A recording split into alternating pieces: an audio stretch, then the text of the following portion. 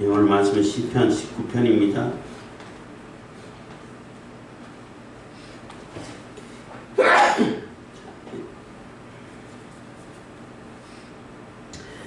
시편 19편, 자연과 율법에 나타난 하나님의 계시를 노래하고 있습니다.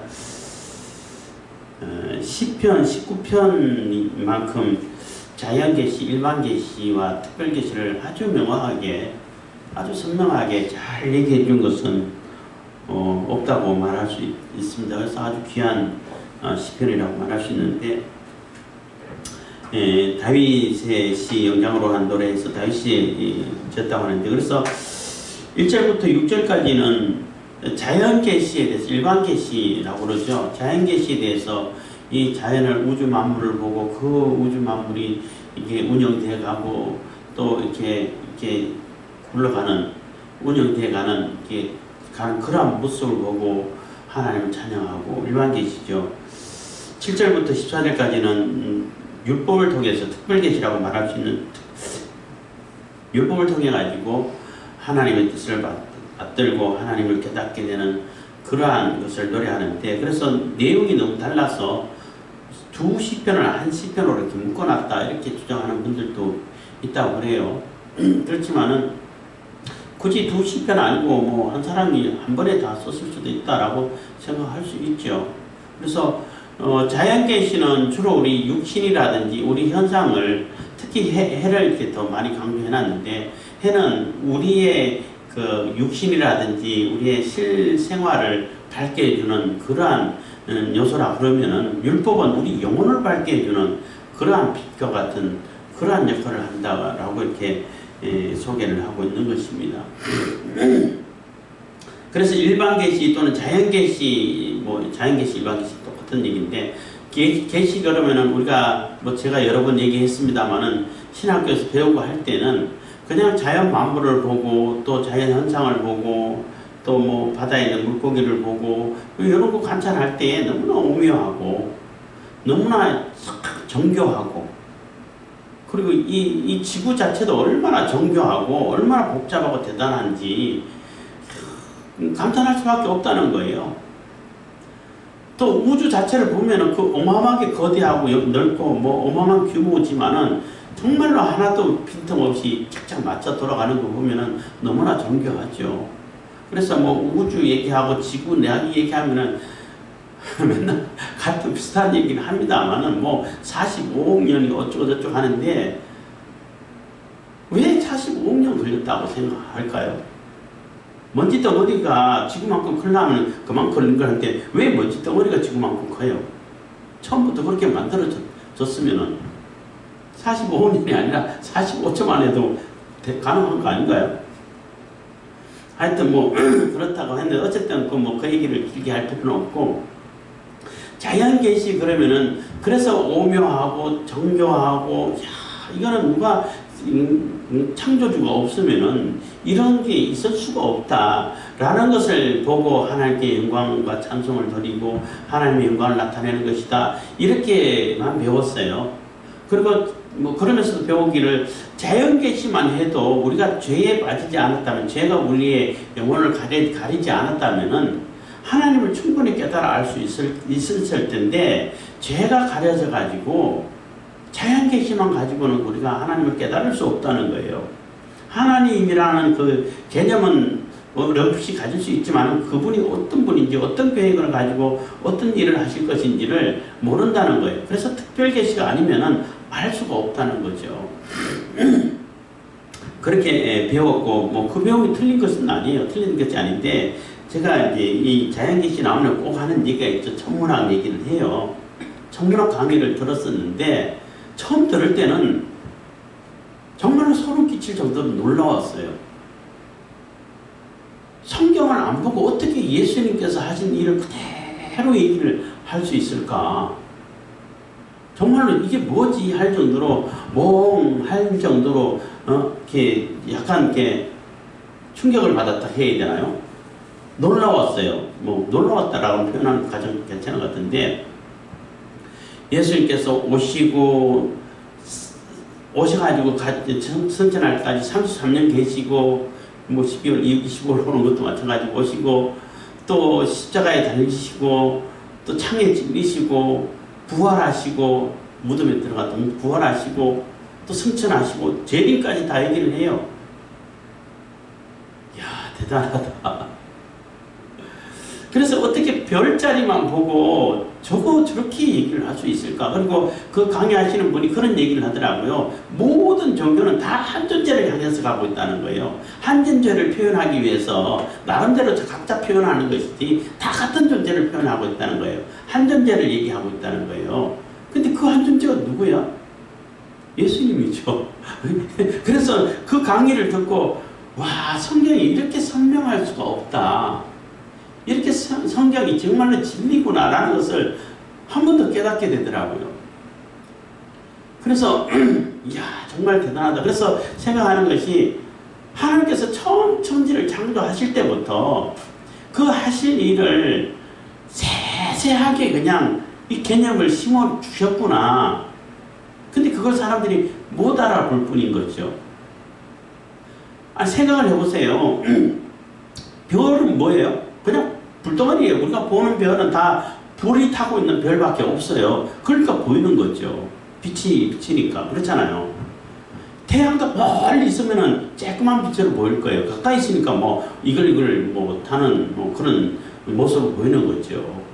그러자 멀리 있는 별은 반짝반짝하는 그 별은 그냥 불덩어리예요. 불덩어리.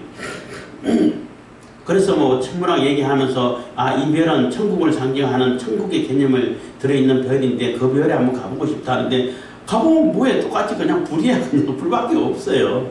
근데 그 별을 보고 별에 이렇게 그 위치 뭐 배치된 걸 보고 어떻게 그거를 그 개념을 얘기하느냐는 거예요. 이게 중요하다는 거죠.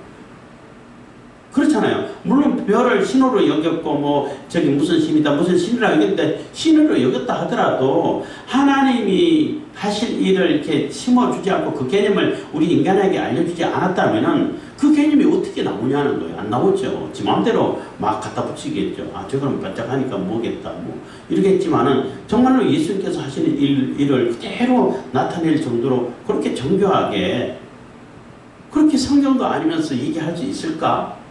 그거는 하나님께서 개념을 사람들에게 심어줬는데 사람들이 그걸 잊어버릴까봐 별에다가 그 개념을 갖다 붙인 거라고 말할 수밖에 없는 거예요. 뭐 태양신 해가지고 태양 신호로 여겼으니까 그렇게 죽었다 부활하는 이런 것도 그 개념이 있으니까 그게 갖다 붙여서 그 이해를 한단 말이에요. 그 현상을 보고 이게 그게 아닐까 이렇게 생각한단 말이에요. 그러니까 그 개념이 어디서 생겼냐는 거죠. 그 개념이 하나님께서 이렇게 알려주지 않으셨으면 자연계시를 통해가지고 일반계시를 통해가지고 안 알려주셨으면 그런 개념이 생길 수가 없는 거죠. 그래서 이미 하나님께서 다 알려주셨어. 그런데 몰라. 그게 중요한 거예요. 그래서 그 강의하는 분들 듣고 야 저거는 뭐 그냥 유행가 가사 중에 그런 게 있잖아요. 손 대면 톡하고 터질 것만 같은 그때 하는 표현이 있잖아요. 턱 건드려지면은 금방 톡 터져서 깨달을 수 있을 것 같아. 근데 그 톡이 안 되는 거예요. 톡이 다 뭐 종교는 똑같다 그러고 얘기하면서 그냥 다 천문학에서 나왔다 그러고 끝내버리는 거예요. 그래서 어떤 분이 이제 댓글에 이제 뭐 이렇게 댓글 창에 그 예수님에 대해서 얘기하니까 예수님은 어떠냐? 그러니까 예수라는 사람은 천문학을 그대로 표현한 퍼포먼스한 사람이라는 거죠. 아니 자기가 그 엄청난 비참한 그 고통을 당하면서 죽는데 그 천문학을 그냥 퍼포먼스 하려고 그렇게 했겠어요? 제가 자주 말씀드리잖아요. 예언하는 것이 예언했기 때문에 그런 일이 일어나는 것이 아니라 그런 일이 있기 때문에 일어나기 때문에 예언하는 거라고. 예레미야 할 때도 많이 얘기했잖아요. 예레미야를 죽여 없앤다고 해가지고 예레미야가 예언했던 그 일이 안 일어나냐? 일어나는 거예요. 더 큰 책임으로 다가오겠죠.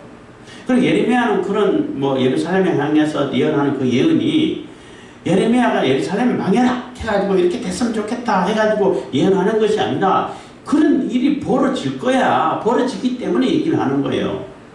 예수님께서 그런 일을 이루시기 때문에 그 천문학의 자연계시에다가 그 개념을 심어놓은 거란 말이에요. 특히 이제 십자가 얘기할 때도 굉장히 놀랐어요. 십자가 얘기만 잠깐 얘기하면은 십자가가 기독교의 전유물이 아니다. 그분이 하는 얘기예요. 전유물이 아니다. 십자가는 원래 어떻게 생겼냐 하면은 원래 그 태양신이라고 말할 수 있는데 그 신과 우리 인간에게 중간에서 중보 역할을 하는 왔다 갔다 하면서 중보 역할을 하는 존재가 있는데 그게 새라는 거예요. 그건 이제 뭐 고구려 심벌도 뭐 상조고 해가지고 태양에서 사는 신 이런 얘기를 새 그러잖아요. 새가 왔다 갔다 하면서 그 신과 우리 인간 사이를 중재해주는 역할을 하는데 그 새가 산봉우리라든지 나무 끝에 앉아가지고 날개를 펴고 있는 모습이 십자가라는 거예요. 십자가 모형이라는 거죠. 그래서 어디든 무속하는데도 십자가 다 입고 있다고 얘기를 해요. 그래서 기독교에서 나온 게 아니다 라고 하는데 그 얘기를 또 듣는 순간 그 많은 사용 방법 중에 뭐 사용 방법이 십자가 처형밖에 없겠어요?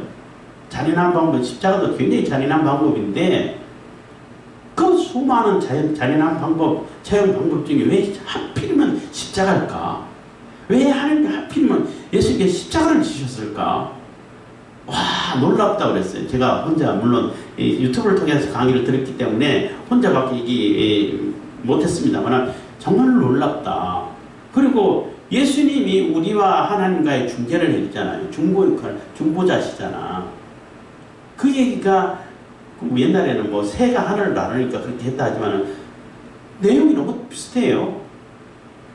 이야, 정말 놀랍다. 이렇게 했는데 그래서 생각하기를 그때 이제 깨달은 것이 일반 계시도 저렇게 세밀하게 하나님께서 예언을 해 놓으셨고 상징화 시켜 놓으시고 표시를 해 놨구나. 상징화 시키시고 또 표징이 되게끔 그렇게 만들어 놓으셨구나. 근데 그걸 보고 우리가 죄가 가려지지 않았으면은 심령에 충분히 하나님께서 하신 일을 알 텐데, 깨달을 텐데 죄가 들어와서 죄가 우리 심령을 가렸기 때문에 그렇게 세밀하게 알려놨어도 깨닫지를 못한다는 거예요. 그게 너무나 신기하다는 거죠. 그래서 아까도 말씀드렸지만은 조금만 터치를 해주면은 야, 이게 바로 이분이 예수님이시구나. 예수님을 예언하기 위해 가지고 예수님을 상징하고 예수님을 가르치기 위해서 알려주기 위해서 이렇게 천문하게 그 개념을 심어가지고 그 잊어버리지 않도록 계속 이어져 오게끔 했구나. 이렇게 이해를 할 텐데 이해를 못해. 그렇게 설명해주는 사람도 뭐 아직 없는 것 같아요. 제가 뭐 유튜브 뭐 직접 통화하고 이러지 않았기 때문에 얘기를 못해서 아쉬움은 있었습니다만은 아무도 그런 얘기를 못 해주는 것 같기도 하고 해줬는데 그냥 무시했는지도 모르겠죠. 어쨌든 그 천문학 강의를 들으면서 너무나 놀랍다라는 생각을 많이 했는데 일반 계시도 그냥 하나님이 지으신 그 우주 만물이 너무나 웅장하고 위대하시고 하나님 영광이 나타나 그 세밀한 뭐 심지어는 물고기 어떤 분들은 물고기 눈만 보고 눈도 그렇게 다 다르고 어떻게 예쁘게 생겼을까 그거 보고 또 창조주를 깨닫고 해서 요런 정도의 영광만 하나님께 찬양 드리는 것이 아니라 그 속에는 너무나 세밀하게 하나님께서 하실 일을 앞으로 하셔야 하고 섭리하실 일들을 쫙 해놨다는 그 심어놨다는 거예요. 그 상징을 더 의미를 심어 놓으셨다는 거예요. 그렇지만 우리 인간이 이미 죄로 물들였기 때문에 아무리 세밀하게 심어 놓으셔도 못 깨닫는다는 거예요. 제가 그 천문학 강의하는 그분의 얘기를 듣다 보니까 야, 거의 다 왔는데 그냥 톡 치면은 터질 것 같은데 그 톡 터치가 안 되는구나. 저게 그거 깨닫는 것이 그렇게 어렵구나. 이런 생각을 하게 되더라고요. 그래서 특별계시가 아니면은 못 깨닫는구나. 이런 것을 이제 알게 됐다는 것입니다. 이제 서론이 좀 많이 길었는데요. 19장 1절입니다. 하늘이 하나님의 영광을 선포하고 궁창이 그 손으로 하신 일을 나타내는도다. 그래서 하늘이 하나님의 영광을 선포한다는 거예요. 하늘이 그 어마어마한 우주, 새가 나르는 하늘도 마찬가지입니다만 그 하늘을 볼 때 너무나 웅장하고 너무나 크고 하나님의 영광이 가득 차 있다라고 표현할 수밖에 없어요. 그 하나님의 영광을 선포한다. 이게 딱 하나님의 영광이야 하고 엄청나게 어마어마한 위엄을 가지고 규모로 하나님을 영광을 선포하고 궁창이 그 손으로 하신 일을 나타내는 거다. 그래서 그 궁창 그러면은 그 궁창에 물과 물로 나눠진 궁창에 세세하게 하나님께서 다 이게 있어야 할 때 새가 나르게 하고 뭐가 있게 하고 또 별들이 있게 하고 해가지고 다 배치를 해 놓으셨잖아요. 그 하신 일들, 야, 저거 다 하나님께서 하셨구나. 이것을 알려준다는 거예요. 물론 그러면서도 이제 그게 아까 천문학 얘기했듯이 그러한 상징 같은 것도 사람들이 개념을 가지고 갖다 붙여가지고 이해할 수 있도록 잊어버리지 않도록 했다는 거죠. 그래서 그 하나님 일을 다 나타내는데 2절 날은 날에게 말하고 밤은 밤에게 지식을 전하니 그래서 날은 날대로 환할 때 날은 인간이 볼 때 해가 떠 있을 때 날이잖아요. 그때도 그 하나님이 하신 일들을 세세하게 볼 수 있도록 이렇게 알려주고 대대로 날에게 낮에는 소리는 없지만은 언어는 없지만은 말을 전하고 지식을 전한다는 거예요. 밤은 밤대로 캄캄하지만은 별들을 통해 가지고 우주를 통해 가지고 또 세세하게 전하고 지식을 전하고 있다는 거예요. 그래서 특히 천문학 하면 밤에 이제 별자리 보고 얘기하니까 그 밤에 어마어마한 지식을 전해오고 있었던 거예요, 사실은. 이야, 그래서 정말 놀랍다, 새롭다, 놀랍다, 이렇게 생각했다는 거죠.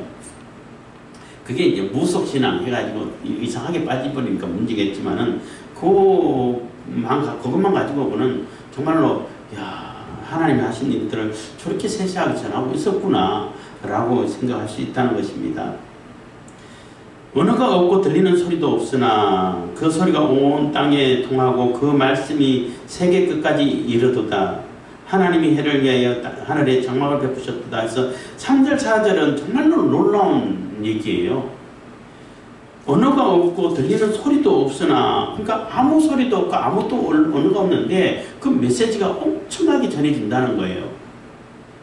이거 다윗이 쓸 때, 다윗이 이 시를 쓸 때 언제 썼는지는 배경을 알 수가 없지만은 어쨌든 다윗이 시라했으니까 다윗 시대에 썼을 거 아니에요. 그 다윗 시대 때 전파, 전기 이런 개념이 없었잖아요.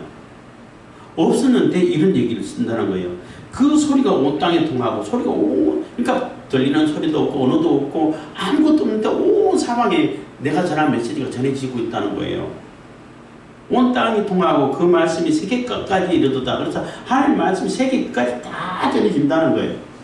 근데 지금은 굉장히 알기 쉽게 우리가 이해를 할 수 있죠. 전파라는 게 있어가지고 지구 반대쪽에 있는 것도 우리가 다 핸드폰이라든지 모니터를 다 볼 수 있어요.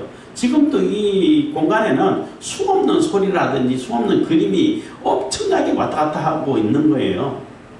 심지어 그거 아직도 신기한데 저 화성보다도 천왕성까지 이렇게 갔다고 이제 연락이 왔다고 어디 도착했다 이런 나사에서 알리는 얘기를 잠깐씩 들으면은 그 먼 데서 그 찍은 사진이 어떻게 지구까지 도착해서 볼 수가 있냐는 거죠. 놀랍지 않나요? 특히 화성에 가가지고 화성 탐사 로봇 가가지고 세세하게 찍고 보내보면은 그걸 가지고 또 외계인이 있고 여기 문명이 있었네 없었네 이런 얘기를 막 할 때 거기서 우리가 볼 때 얼마나 먼 거리예요. 그 먼 거리에도 다 이게 통한다는 거예요. 그리고 얼마 전에 거기 이제 로봇이 갔는데 로봇이 이렇게 배터리가 다 됐어. 배터리가 다 됐는데 다 돼갖고 이제 작동이 잘 안 되고 완전히 다 된 건 아니겠지만 배터리를 갈아야 돼. 근데 어떻게 갈아? 나사에서 거기서 조작해가지고 거기 있는 배터리를 갈았어요. 장착에 있는 것을 장착하고 나머지는 떨쳐내고 그래서 성공했다고 막 박수치는데 대단하지 않나요? 그게 어떻게 가능해? 이야 대단하다. 근데 다윗 시대 때 벌써 그런 얘기를 한 거예요. 언어도 없고 들리는 소리도 없으나 그 소리가 온 땅에 통하고 그 말씀이 세계 끝까지 이르도다. 와, 정말 놀랍죠. 지금 그 전파를 통해 가지고 온 세계를 이렇게 소통하는 이런 얘기를 이 당시에 할 수 있었다는 것은 너무 놀랍지 않나요? 이거 성령께서 감동하지 않으시면 이런 얘기 쓸 수 있을까? 이런 얘기를 하게 되고, 우주 얘기하니까 잠깐 또 생각나서 예화입니다만 생각나서 하는 얘기인데, 소련이 있고 미국이 있을 때 소련이 먼저 우주 인공위성을 먼저 쏘아 올렸어요. 그러니까 유인 우주선도 소련이 먼저 갔어요. 그래서 그거 보고 충격받아가지고 미국이 박차를 가야 이제 달에 이제 착륙도 하고 했는데, 소련이 가가지고 소련 우주사가 이제 내가 우주에 가보니까 하나님 없더라. 아무리 찾아봐도 없더라.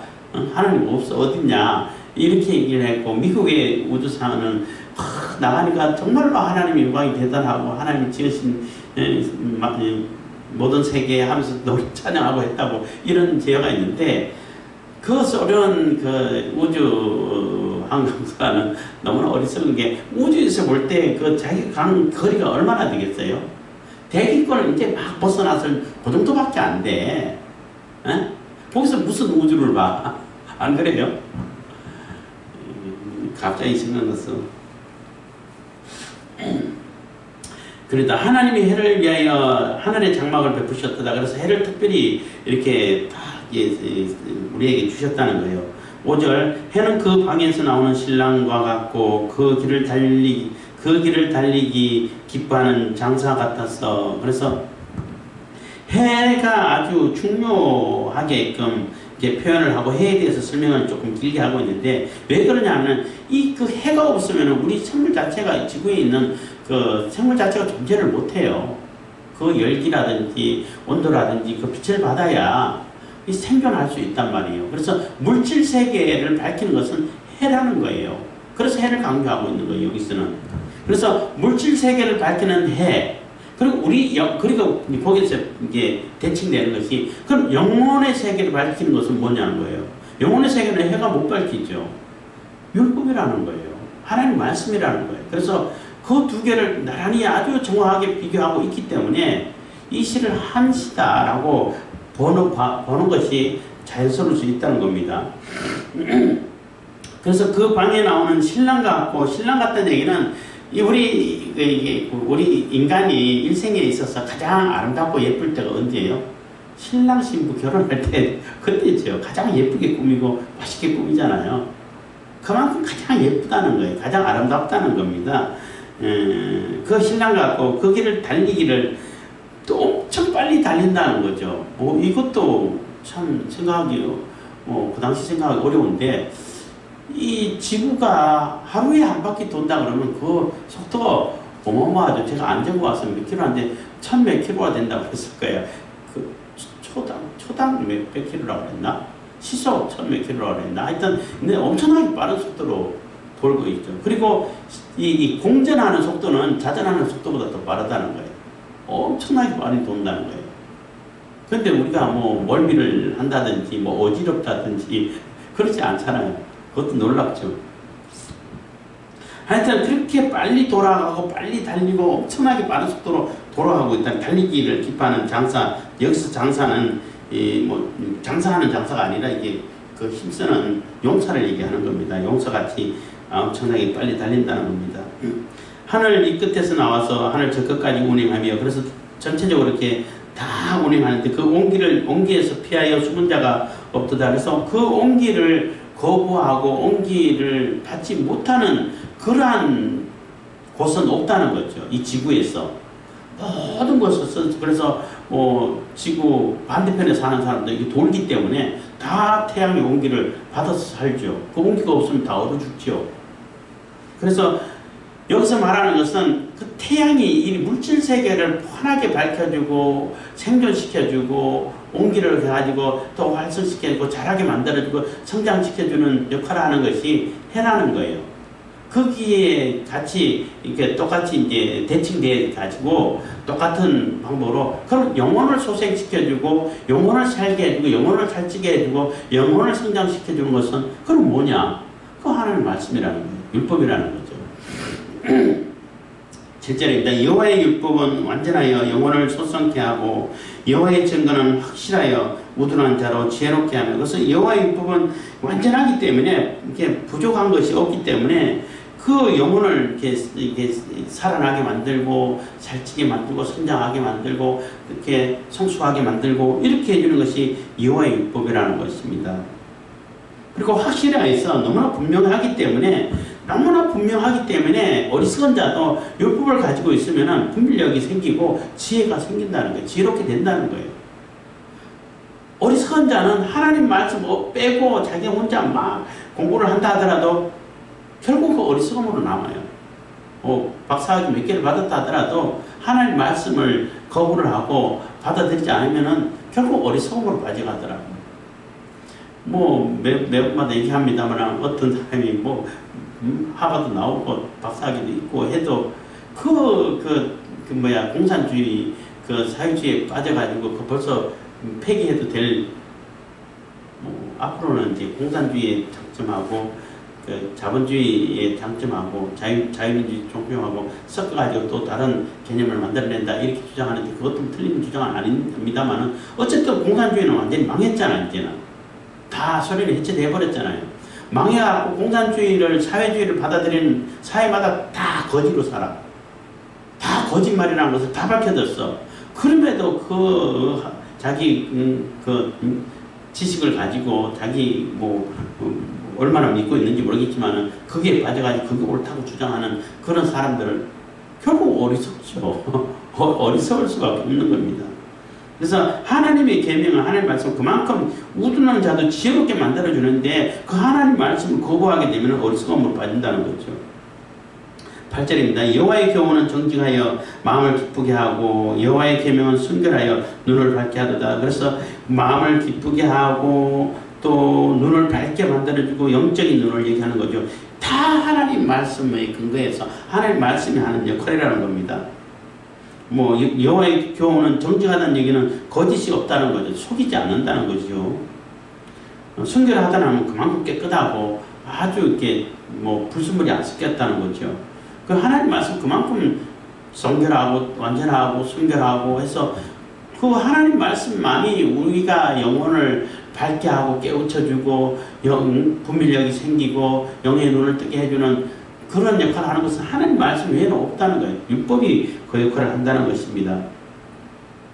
9절입니다. 여호와를 경외하는 도는 정결하여 영혼까지 이루고 여호와의 규례는 확실하여 다 의로우니. 그래서 여호와를 경외하는 도는 하나님을 경외하게 하는 그 도는 너무나 정결해서 영혼까지 이뤘다는 얘기는 어느 한순간만 필요하고 다음에 우리 천국에서 필요 없어 이게 아니라 영혼부터 영혼까지 이게 필요하다는 거예요. 하나님 말씀은 여호와 하나님을 경외하고 하나님께 예배하고 하는 이 길, 이 도는 영원하다는 것입니다.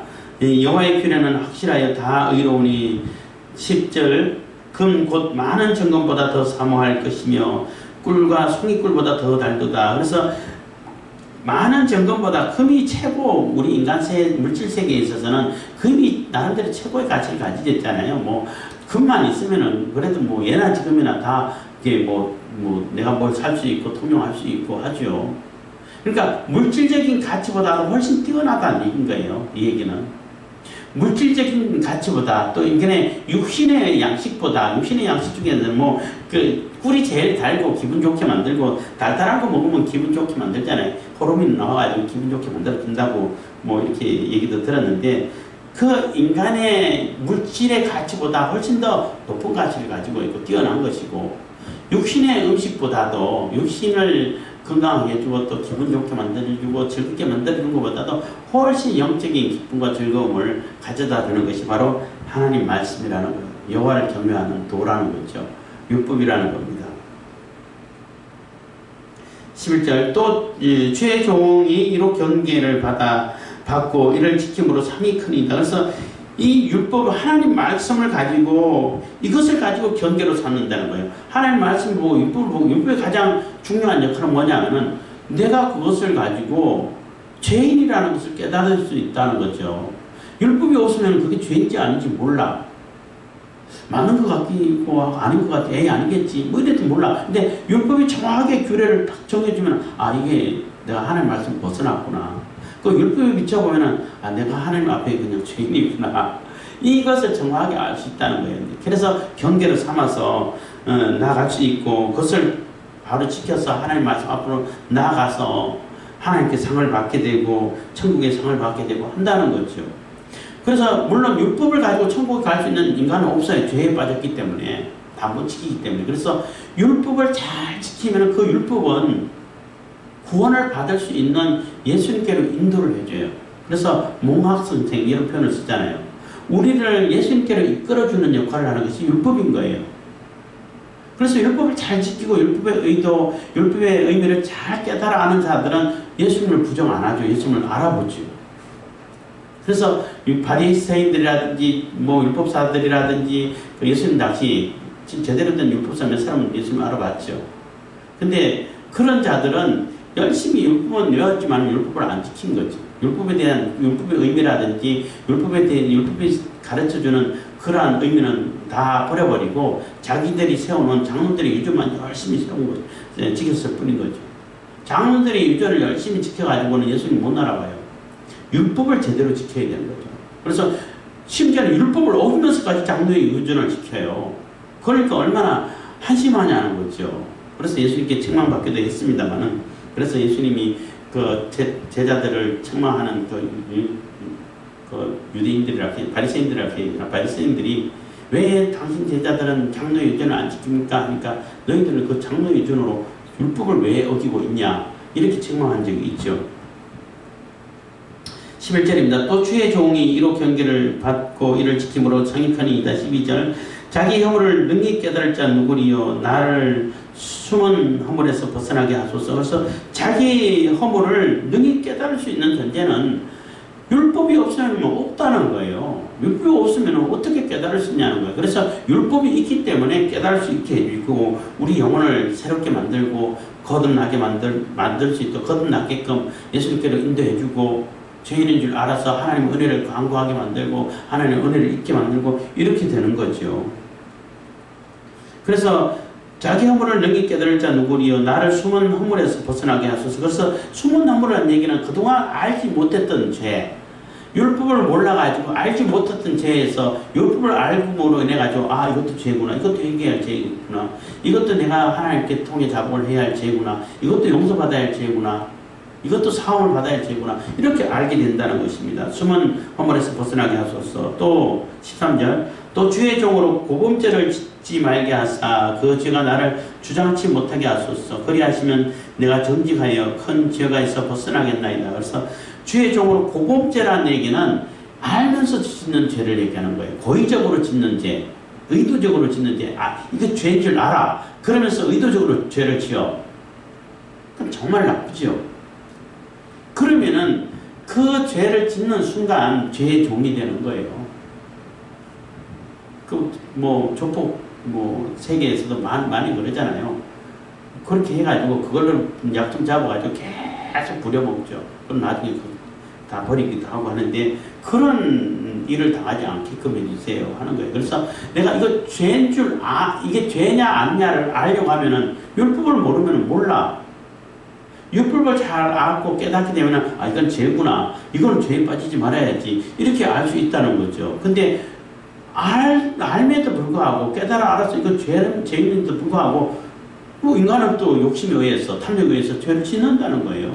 그런 그 어리석음에 빠지지 않게 해주십시오 하는 기도가 되는 겁니다. 13절은 그래서 죄가에서 벗어나게 하소서. 14절 나의 반석이시여, 반석은 보호자라는 얘기인 겁니다. 나의 구속자이신 여호와여 나를 건져주시는 죄에서 끄집어내주시는 하나님이라는 얘기인 겁니다. 여호와여 내 입의 말과 마음의 묵상이 주의 앞에 연락되기를 원하나이다. 그래서 내 입의 말과 말하는 것도 내 마음에 묵상하는 것도 마음먹은 것도 다 하나님께서 받으실 만한 그런 모습이 되게 해주십시오. 연락된다는 얘기는 하나님께서 받아주신다는 거잖아요. 하나님께서 받아주실 만한 그런 말을 하게 하시고 하나님께서 받아주실 만한 그러한 마음의 묵상을 생각하게 하고 묵상하고 또 하나님 말씀 늘 이렇게 되새기게 하고 그렇게 해주십시오. 그래서 내가 마음 먹는 것도 하나님께서 기뻐하시는 모습 속으로는 막 엄청나게 은용한 생각을 가지고 있으면서도 말은 또 다르게 할 수 있잖아요. 그렇게 하는 게 아니라 내가 마음 먹은 것도 하나님께서 기뻐하시는 그러한 하나님께서 받으실 만한 그러한 마음을 먹게 하시고 내 속의 생각도 그런 생각으로 가득 차게 해주시고 내 말도 그런 말로 쏟아지 뱉어지게끔 말을 할 수 있게끔 해주십시오 하는 고백이 되는 겁니다. 그래서 하나님이 나의 보호자 되시고 나를 건져주신 그 하나님이 함께 해주셔야 그게 가능하다는 얘기가 되는 거죠. 아니면은 그렇지 않으면은 율법을 알아도 다 못 지켜. 그래서 하나님의 은혜를 입을 수밖에 없는 것이고 예수님의 은혜를 힘입어야 살 수밖에 없는 그러한 존재가 우리가 된다는 거죠. 그래서 하나님 말씀이 아니면은 우리가 영원히 소생될 수가 없어요. 깨달을 수가 없다는 거예요. 해가 있어가지고 우리 육신을 이렇게 윤택해 해주고 밝게 해주고 이렇게 생명이 자라게 만들고 이렇게 해주는 것처럼 물질의 세계는 해가 그런 역할을 하지만은 이 영혼의 세계는 하나님 말씀이 그렇게 한다는 거예요. 그래서 아까 처음에 얘기했던 것처럼 일반 계시도 세세하게 하나님께서 계시를 해주셨지만은 특별 계시가 하나님 말씀이 특별 계시가 없으면 그건 못 깨닫는 거예요. 정말 우리가 볼 때는 거의 다 와서 톡 건드려주기만 해도 깨달을 수 있을 것 같은데 그래도 그걸 부정하고 못 깨달아.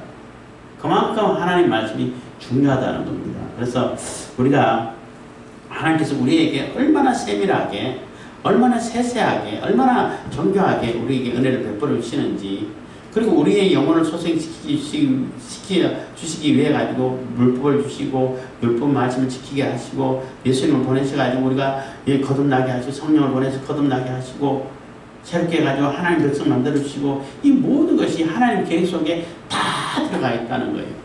그렇기 때문에 그 하나님의 은혜를 기억하고 생각하면서 우리의 마음의 묵상이라든지 우리 생각이라든지 뱉어지는 말이라든지 다 하나님께서 받으실 만한 것으로 하나님께서 기뻐 받으실 만한 것으로 우리가 생각하고 또 말을 하고 할 수 있게끔 해주십시오 하고 기도하는 것입니다. 기도하겠습니다. 사랑해 주신 감사합니다. 이 시간에도 은혜와 볼 베푸신 감사드립니다. 주님께서 저희에게 베푸신